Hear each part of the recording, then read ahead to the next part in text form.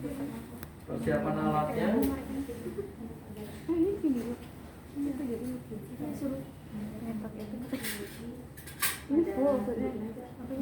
Oke, dari awal mengecek program terapi medik, mengucapkan salam terdetik. Selamat siang Pak. Oke, siang. Perkenalkan, saya perawat Galuh. Di sini saya akan bertugas dari pukul 7 pagi hingga pukul 2 siang. Sebelumnya boleh disebutkan nama dan juga tanggal lahirnya Pak? Oke, nama saya Suki, 5/12 tahun 92. Baik, sesuai dengan data ya Pak. Hari ini saya akan melakukan perawatan luka pada Bapak, bertujuan untuk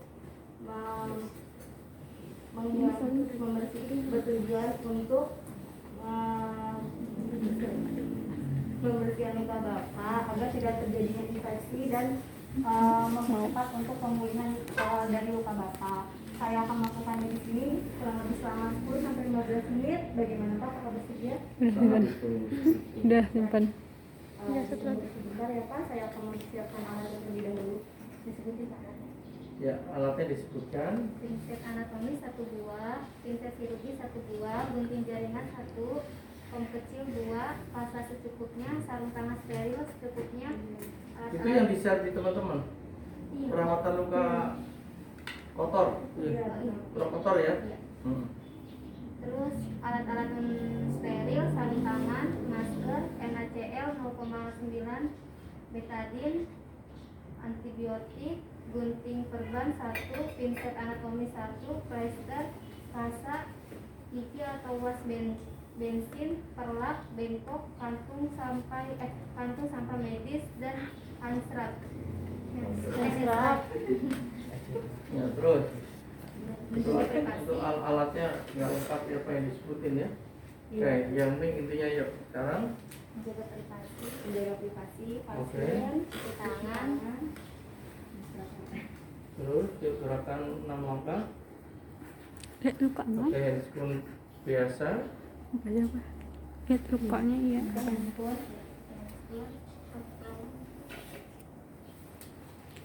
Ya, kalau ada karena ini perawat luka pakai gaun ya atau apron ya.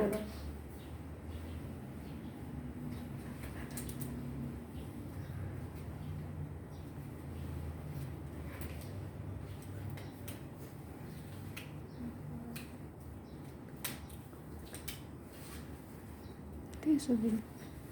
Itu insulin. Ya.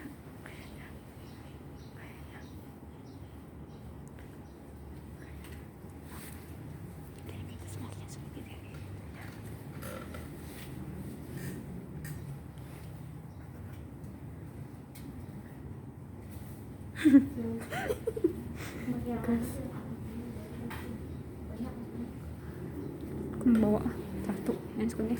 Enggak ada udangnya. Ya, aku mantap banget sateknya. Oke,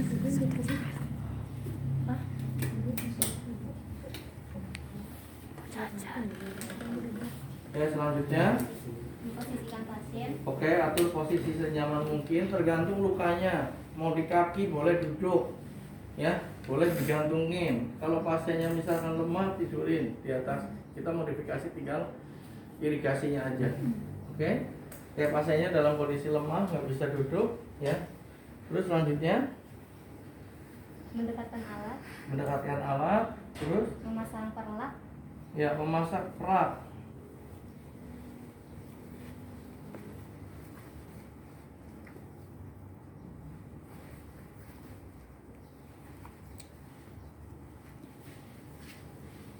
Langsung buka balutan dengan hati-hati, jangan sampai menyentuh luka dan buang pada tempatnya. Bila Oke, siapkan bengkok ya, bengkok. Terus mengkaji luka, lokasi warna dasar oke, luka. berarti kita buka dulu lukanya, ya. Karena ini prinsipnya bersih di awal, boleh pakai pinset, boleh pakai tangan, mana yang nyaman. Oke, kalau mau pakai pinset yang ada silukisnya, ya. Oke. Di dibalut dulu pakai air. Nah, pakai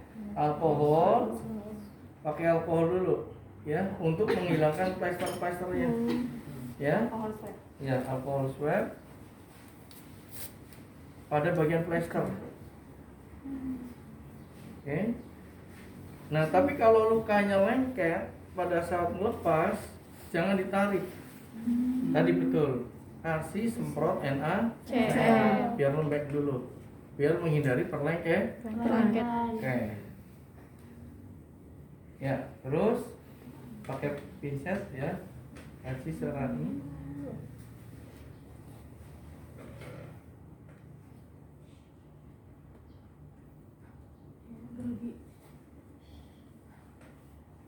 Nah, kalau lengket kasih NaCl. Ya, terus ambil taruh di situ.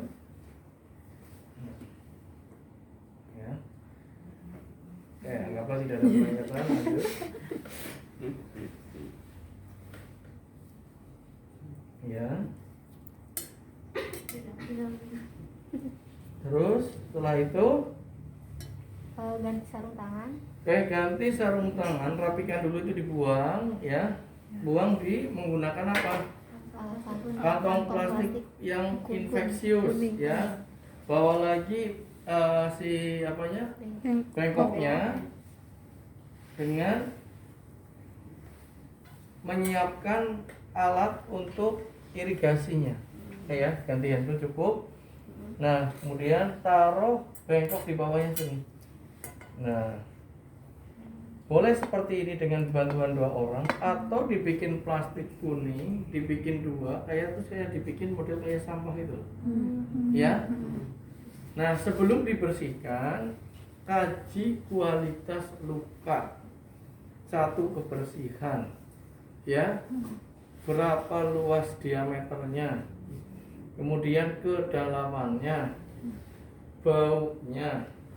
Terus ada atau tidaknya pus. Kemudian warna, apakah jaringannya granulotik atau nekrotik. Ya, kalau nekrotik berarti persiapan untuk insisi. Tapi kalau granulotik, pemerahan itu berarti bagian dari awal fase. Iya, fase pertumbuhan jaringan kulit. Oke, yang kita cari yang warna apa? Merah. Ya, oke. Kemudian kita lakukan perawatan dulu. Ya. Jadi bisa kita lakukan dengan menggunakan NaCl, ya. Kemudian kita lakukan dengan mengirigasi, ya. Irigasi sampai bersih. Setelah irigasi, tempel kasa. Coba ambil kasa. Nah, kasa masukin NaCl. Pakai dua.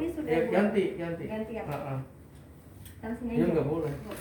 Bengkok yang berbeda. Taruh di iya. Bedakan antara pinset yang kotor sama. Nah, pakai dua. Pakai apa? Pinset juga. Pakai ini bisa.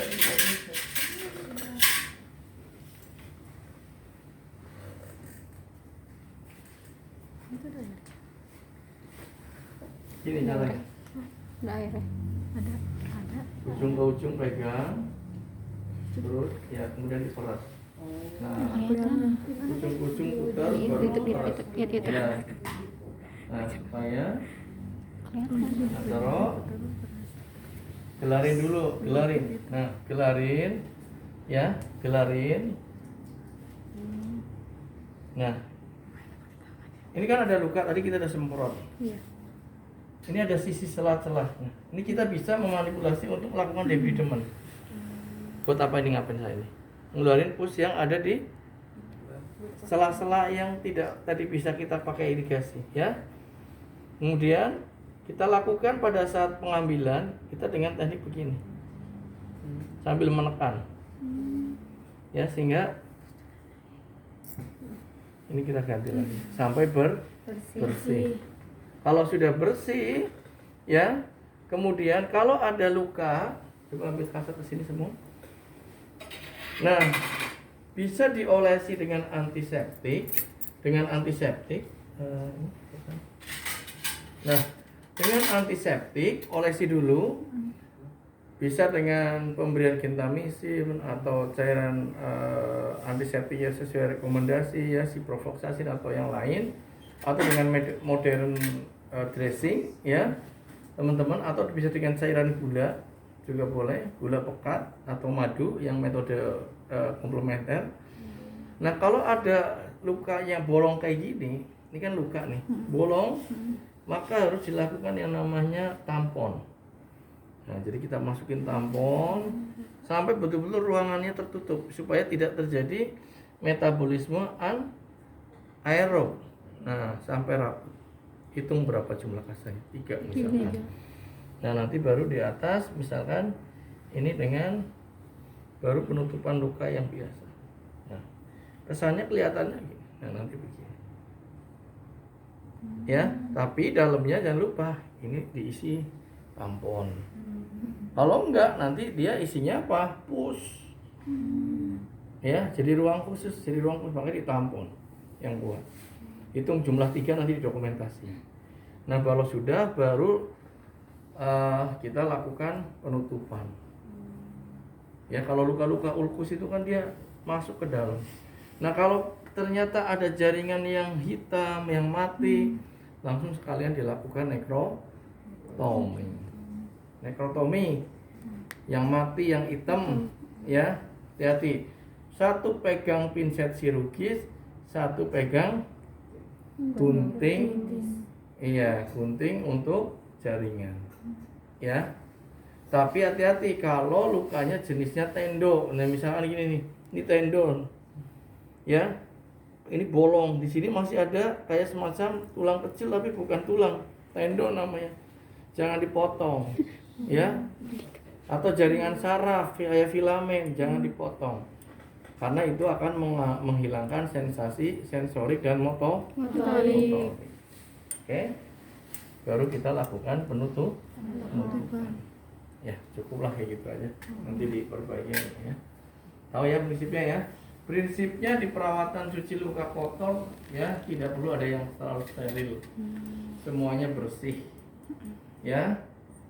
Tapi kalau alat yang habis dipakai orang harus disterilkan dulu.